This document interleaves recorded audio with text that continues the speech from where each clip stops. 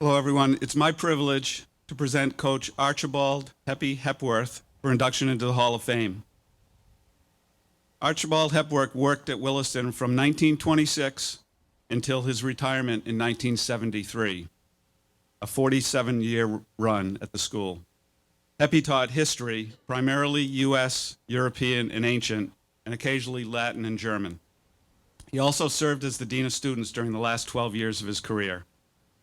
His former students and players will tell you that he was a taskmaster for whom no detail was irrelevant. But also his rapid-fire delivery, "Jeekers, young man, however did you think of that?" peppered with anecdotes and asides, could render his students helpless with laughter. Heppie wore many hats, among them that of coach. He coached for many years in the football, basketball, and tennis programs. While he was a very successful varsity coach in both basketball and tennis, he particularly enjoyed coaching the novice football team each fall, better known as the Canaries. Each fall, he melded the Canaries into a team of boys that learned to love the sport while also winning their share of their games. Heppie's son, David, was a Canary when he played for his father in the fall of 1941. Heppie was the varsity tennis coach from 1939 until 1971. His 1971 team finished with an undefeated season. After his retirement, Heppie lived on Park Street, was a regular attendee at Williston games. I enjoyed having Heppie and his bulldog as next-door neighbors when we lived in Manchester House in the mid-'80s. We are thrilled to have Heppie enter the Williston Athletic Hall of Fame. Accepting this award today for Heppie and his family is former Williston faculty member Jack Gow. Please join me in welcoming Doc Gow to the stage to share a few words about Heppie.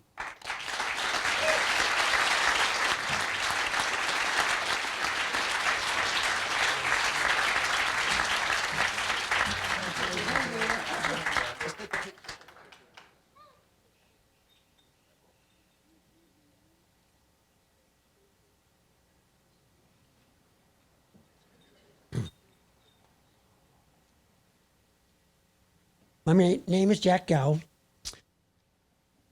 When we come to a crossroads in our lives, we're fortunate if we have somebody, some person, who is there at the right time, at the right place to give us some guidance. Heppie was that person for me.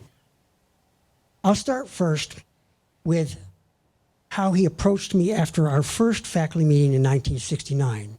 I was still in a fog from everything as a new faculty member, and he comes up to me and, "You'll help me with your fall tennis program." Well, I didn't even know there was a fall tennis program. But he had recently initiated an instructional program for those, less than full steam athletes, boys who needed a life skill, and Heppie was going to provide it. On our first day of practice, Heppie was one of those people who knew everybody's name, and he seemed to know something about everybody. Again, I'm still clueless, but he introduces me, and we get to work.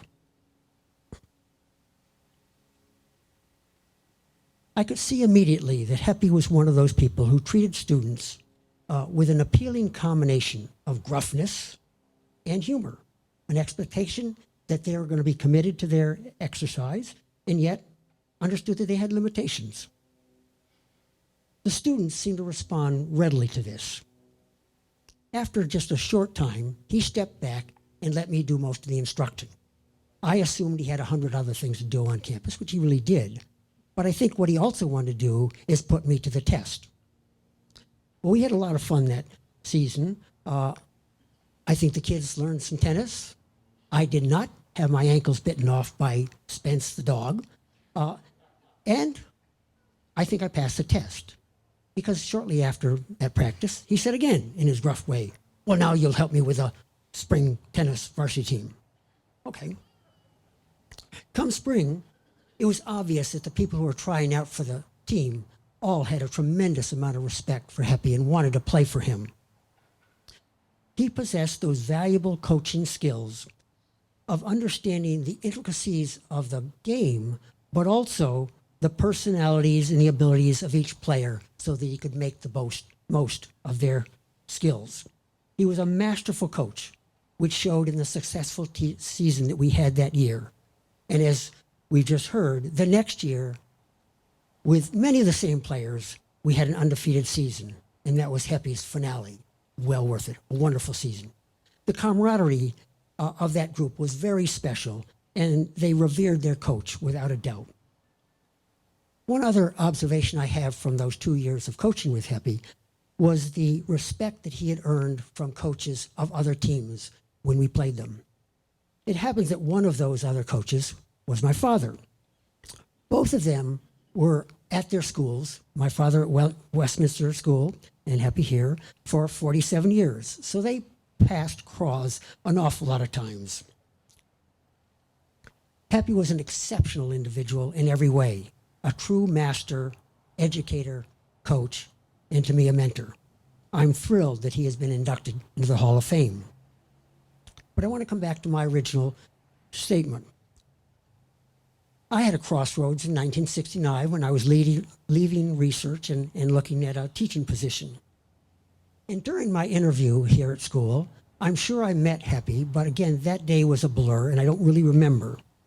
But soon after that visit, I received an offer for the job, which I accepted readily and enthusiastically. And I thought later on, how did that happen so fast? I suspect Heppie made the connection between my father, who we had coached with for 3 or 4 decades, and this young whippersnapper, Jack. And he said to the headmaster, hire Jack. For me, he was the right person at the right time, and I'm certainly honored today to step in on his behalf. Thank you.